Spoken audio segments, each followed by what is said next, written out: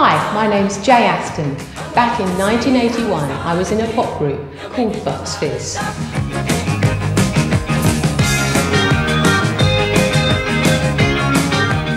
We won the Eurovision Song Contest with a song called Making Your Mind Up. You may well remember the infamous skirt-ripping moment, which definitely scored us a few more points.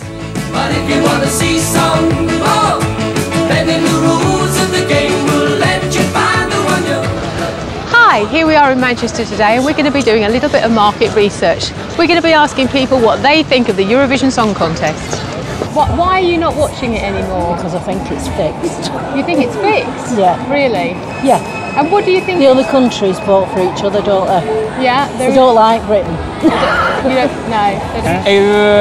It's good fun. It's just a bit of a joke in a certain sense. Yeah. It's like we don't really try our best with our entries, but it's always a good laugh and it's a good thing to do drinking games too as well. So you know, passes a good Saturday night. Yeah.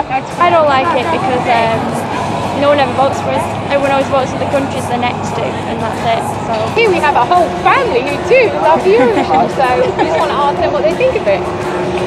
Well, we watch it every year. Great. Religiously. Fantastic. We usually have a party. Yeah, great. So we get a little bit silly and generally go for the daftest song, I'm afraid. So we don't take it very seriously, but we do like the silly songs. So it's a good excuse to have a great party. It is, yes. Fabulous. What do you think about the UK's entry over the last, say, 4 or 5 years? Too serious. Too serious? Yeah. Yeah? Yeah, I think if they were a bit, a bit more like the crazier acts, I think we'd get a bit more noticed and things. It'd be, yeah. It's fun, but some of the music's a bit naff, not very good. And do you think the UK are putting in naff tracks, or do you think that's a general thing in the competition? The Eurovision, I think, off a lot of people, it's seen as a bit naff and a bit old-fashioned, a bit fuddy-duzzy, you know, so needs a bit of life breathing into it, You think it needs a change and it needs a rebirth? Yes. Like an anthem, where they can all go like that with the lighters or all sing along. Great. So what do you think of the acts we've been sending and the songs we've been sending in the last few years? They've not been top notch. What would you do? How would you change it?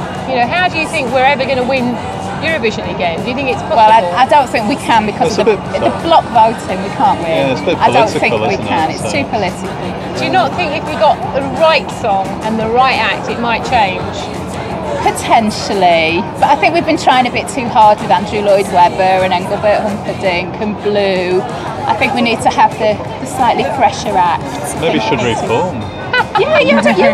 Still, I think the best act still does win, but we just don't send anyone. Well, we sent that girl who's now in Sugar Babes, didn't we? Jay. Yeah, she was quite good.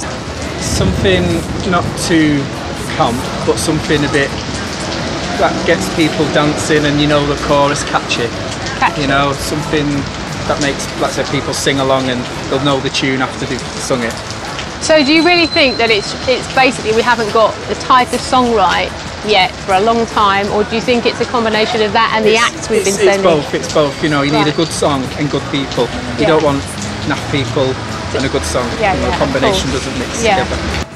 So we've had lots of great opinions today. Some of them have been really interesting. A lot of people didn't want to talk about Eurovision to us because they say they don't watch it anymore because it's a letdown.